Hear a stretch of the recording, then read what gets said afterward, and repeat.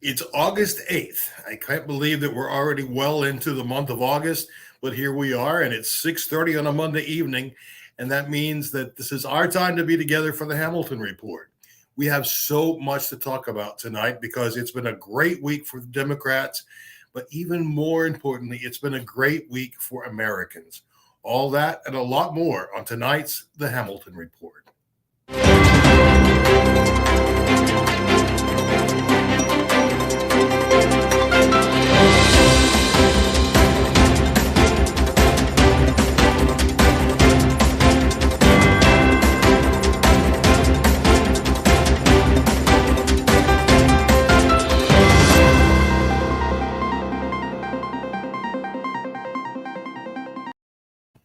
Thank you for joining us tonight. I say this every week because it's absolutely the truth.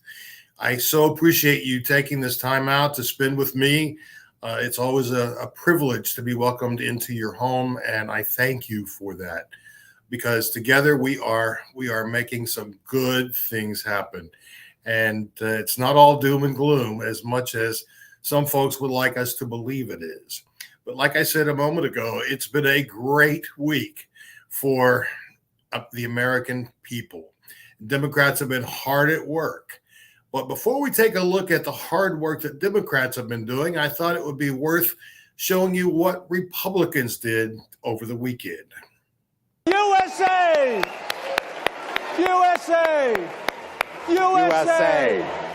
USA! USA! All of the progress that we have made comes either directly or indirectly from Donald Trump's presidency. My pronouns are Trump 1. The election was rigged and stolen, and now our country is being systematically destroyed. When he came down that escalator and won our hearts. We should abolish the Department of Education.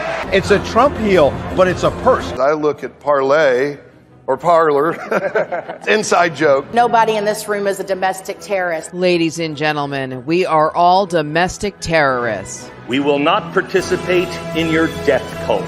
You have high priests now. We mainly win because we're on the side of God. I trust that God is in control. Do you? Give God glory! The proper name for George Soros is Little Georgie. COVID, as they say, COVID. Such a nice name. I wonder where they got it. Ladies and gentlemen, it's time for Wiping Up the Poo. Who's ultra mega out there? Please be careful of the monkeypox. Try to keep your orgies down. Being a woke-topian in America today, you start defunding the FBI, the DOJ. I come to you from the once great state of California. Conservatives are great at asking people for money. We drove a stake through the heart of the McCain machine. Alex Jones has been right pretty much most of the time. I couldn't care less what the childless Manhattan liberals and the MSNBC think of me, and you shouldn't either. People are walking outside and getting shot in the head.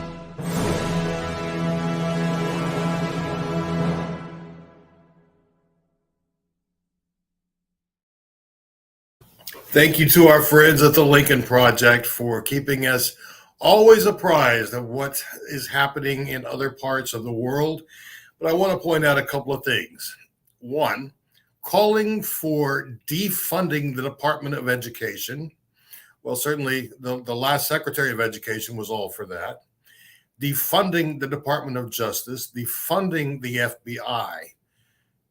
This is insanity, folks. And this is why we vote, because not voting or not voting in enough numbers got us the people you just saw. So it's been a wild weekend for some folks partying in Dallas, as you saw, but it's been a great weekend for people working in Washington, specifically Democrats and some of the Republicans who also came along. The Senate has passed the Inflation Reduction Act, and it's a powerful, powerful piece of legislation. The House will be voting on it very shortly, and it is ready to be signed by the president.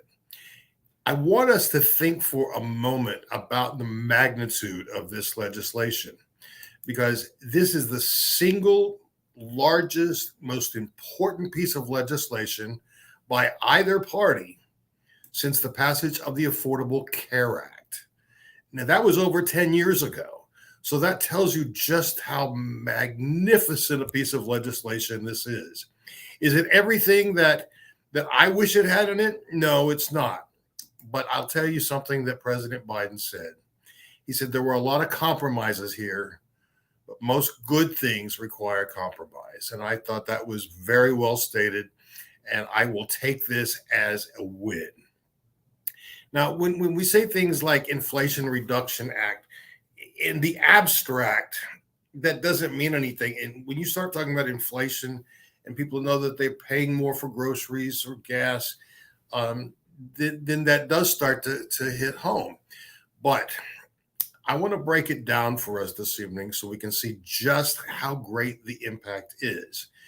On a side note, it's very interesting that the last jobs report was twice the number of new jobs were created in a month than even the leading economists predicted, over twice as many. And you should see Fox News stumbling all over themselves now saying, oh, that's too many jobs. Well, no, it's not. It's a great thing for the American people because salaries are rising as well. It's not just new jobs, but salaries are rising as well. What's interesting to note is that gas prices continue to tumble, and we're not hearing any of the Republicans talking about how great this is. And there's a reason for that, because they know how great it is, and they know how they are the party of obstructionists working against the American people. Before we get into all of the pieces that are so critical in this Inflation Reduction Act, I want to point out that neither of Oklahoma senators supported it. These are the same people who did not support increasing funding to provide for our veterans. These are people who simply don't care about children, and they don't care about our elderly or seemingly anybody in between. They're performative at best. They're harmful at worst. So we need to keep that in mind as we approach November, that Lankford has sold out the people of this state and this country again and again and again. He even went so far as to say that the whole climate change, in quotes, and the CO2 emissions caused by humans was all a hoax and would soon be found out to be that. 96% of all scientific writing points to the fact that global warming is caused by human actions or inactions. I don't think that senator from Falls Creek knows nearly as much as so many scientists who have shown us what we're getting into and some of the dire situations we would be in if not for the action taken this weekend by the U.S. Senate. Okay, let's break this down a little bit and see what it means to all of us. For one thing, this is an historic deficit reduction piece of legislation. Historic in that nothing in our nation's history can come close to this. It reduces our deficit by $300 billion. That's B. $300 billion that it reduces our deficit. Why is that a big deal? It's a great big deal because the higher that our deficit is, the harder it becomes for American families. This is, as I mentioned before, this is the biggest single piece of legislation that's been accomplished by either party since the passage of the Affordable Care Act. And that's pretty amazing that also was done under the guidance of a Democratic president, President Obama. Some of the most important pieces of this is that we as a nation will enjoy the benefits of lower energy costs because of cleaner production of energy. Now, we have all been hit hard by our gas bills, our electric bills. Some of the numbers I've seen from people reporting, and I'm not talking about big companies, I'm talking about just average homeowners in Oklahoma, where people are actually having to make the distinction and say, am I going to pay my rent or my mortgage, or am I going to keep my family comfortable? Now, we all know what it's like to be in a situation where it's hot at night. Thankfully for me, that doesn't happen very often. But when it does, you know your productivity the next day is virtually at zero. So imagine being a child getting ready to go back to school with no air conditioning in your house or your apartment because the bills are too high. How in the world can you get up and go to school and perform at your best? You simply can't. So this is a major advantage to Americans across the spectrum, and this will impact all of us. And cleaner energy is just better for the planet. It's better for you and me. It's better for our health, the way we breathe, the way that we're able to function day in and day out. And the beautiful thing is, we are looking to, just between now and the next 7.5 years, reducing our carbon emissions by 40%. Now that's huge. If we can do that, and I believe we can with the way that this legislation lays it out, it means we are providing for a future that, honestly, without this, I don't know we could have. Because the danger of climate change is real, it's documented, and this will go a long way for the United States' leadership to be emulated by countries around the globe. So far, we've pretty much been a laughing stock because we have not taken climate change seriously. Well, now we are, and it's exciting. This bill will provide investments for energy and utility companies amounting to $300 billion. And what's that for? It's to help them create the infrastructure to produce sustainable energy. We're talking wind, we're talking solar, things that, I mean, we have wind, we have the sun. That happens every day, everywhere in America. And, you know, you've all heard the nonsense about, well, what happens on a cloudy day?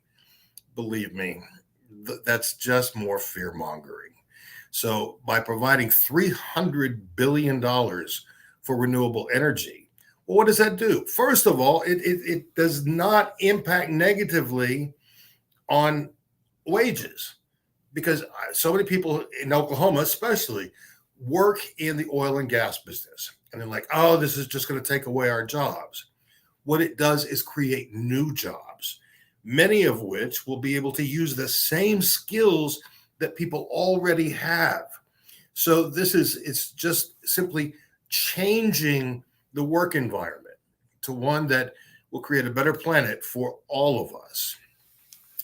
The other piece of this that's also very, very important is it includes $80 billion for average Americans to help to defray the cost of buying electric vehicles and or retrofitting their homes so that they can take advantage of cleaner fuel. And that means solar panels, it means wind energy. So $80 billion, that's a lot of money that will help a lot of families to increase their production of energy right in their own homes, thus lowering utility costs and making things better for everyone on the planet. One of the most exciting things about this, and this is where I said it didn't go far enough for me, I believe that every American should pay their fair share in taxes. I have never complained about paying taxes because I believe in public education. I believe in providing for public transportation and for roads. I believe we need a government. government, and we need to fund that government. I believe in the military. All of these things require that we all pay our fair share. Sadly, some of the richest people in this country still won't be. But the good news is that there will be a 15% minimum tax on any corporation whose earnings are over $1 billion. That should have already been there. That should have been happening from jump. But instead, too many Republicans had their pockets lined with the money from major corporations. Well, now they'll be paying 15% in taxes, which is far less than what most Americans pay. The good news is also this: there will be no tax increases on small businesses. None. So only the richest corporations will be taxed.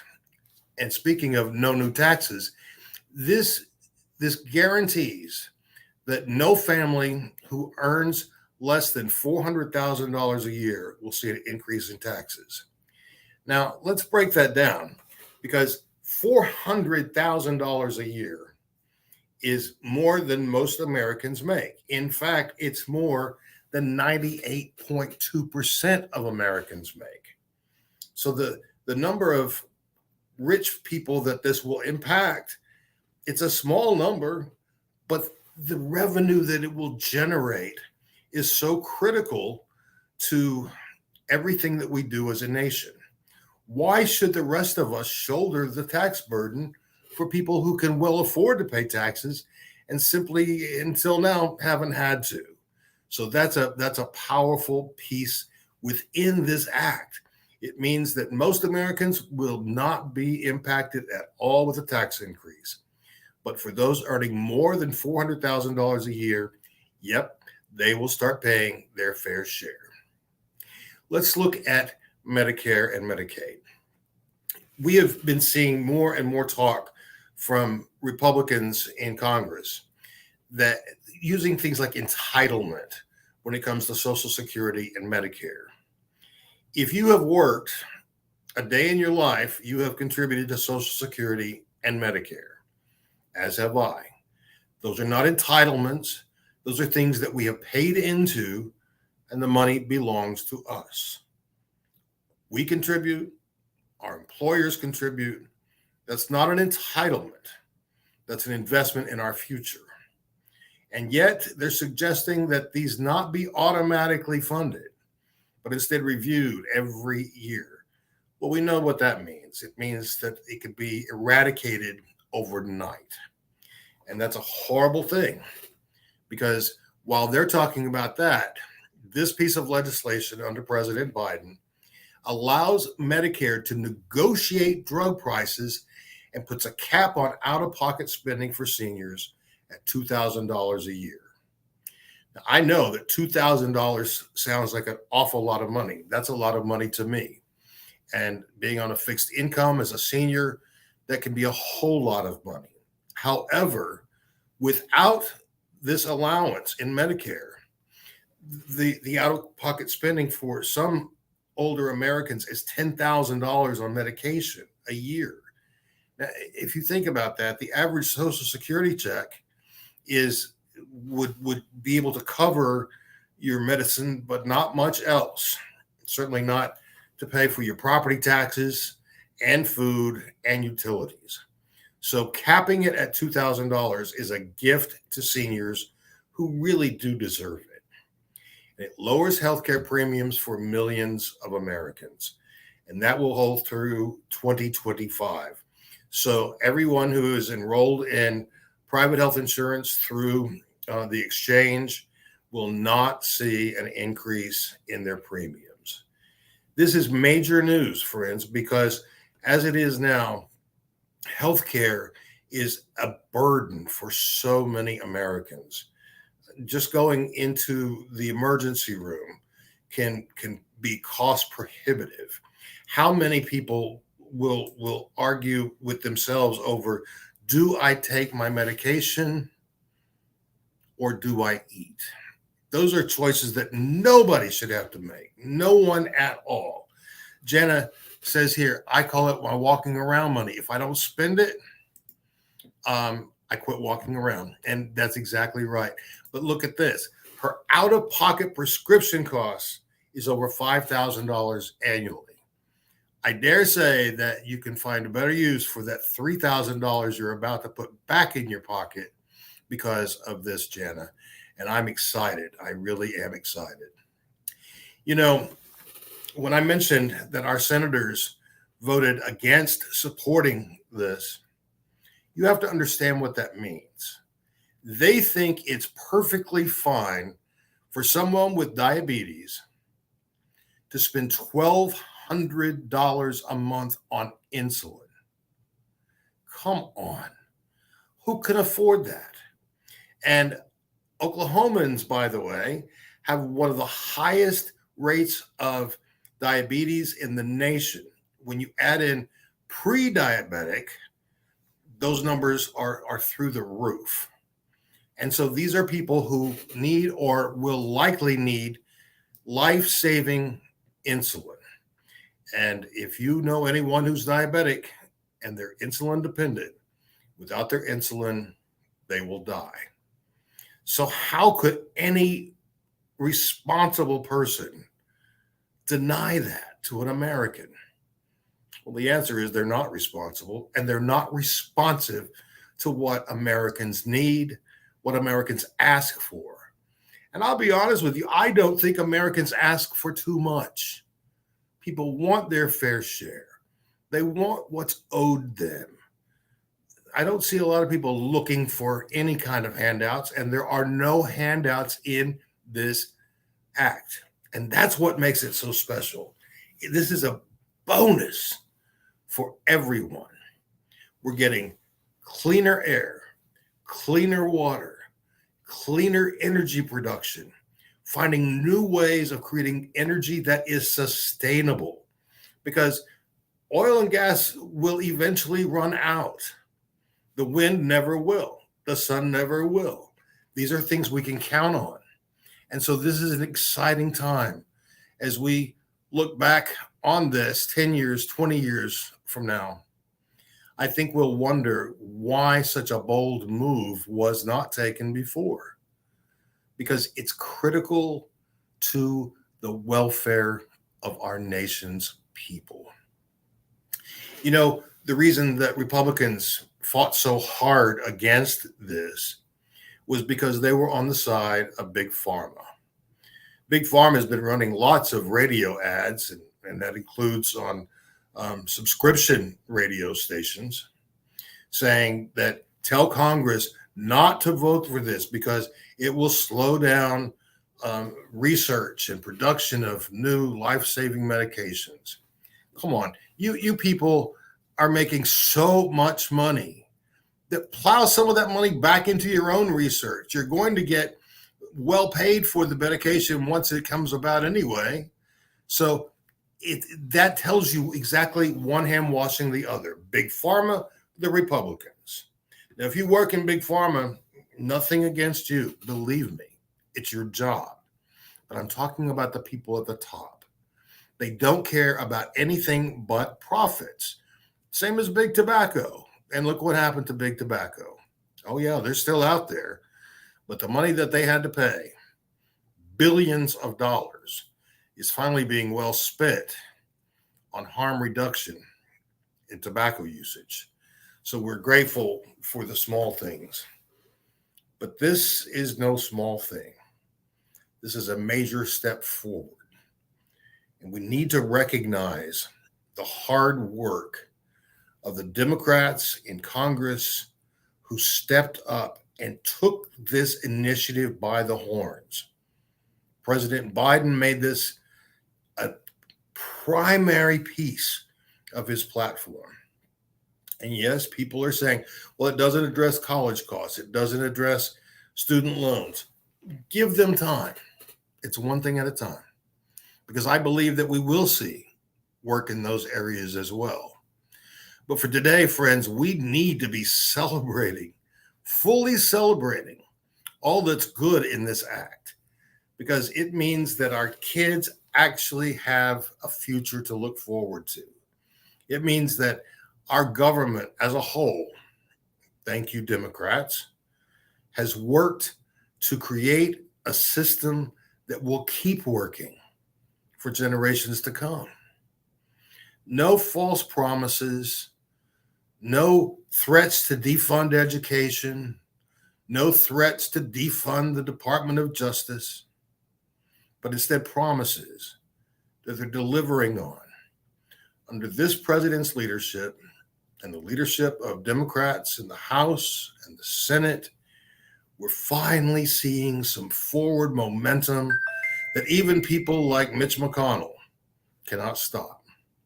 He could have done a lot more to push for funding veterans whose very lives have been destroyed by their military service and chose not to. It took a late night comedian to get people riled up enough to support that. Yes, friends, it's time for big changes. And I'm tired of thinking, well, every little step. That's true. Every little step is important. But this year, we have a chance in this state to make some giant steps forward. We can elect a Democrat as governor, someone who's not afraid to tell the truth, who doesn't lie to people every day, who doesn't try to blame other people for his own misdeeds.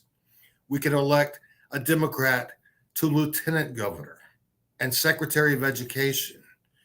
The list of opportunities that we have is so big. We also have the unique opportunity of sending 2 Democrats to the U.S. Senate. Inhofe is retiring. He's out of here. Yep, there are a lot of Republicans that wanted that job, but now it's down to only 2. But we have Kendra Horn, who has proven that she cares about the people of Oklahoma. And we have 2 people who will be facing a runoff in just a few days. And that is Madison Horn and Jason Bollinger. The winner of that runoff election will then go to run against Lankford in the general election. It's time, friends. It's time for positive change. And I am begging you now, don't just make a plan to vote, but help someone else do that.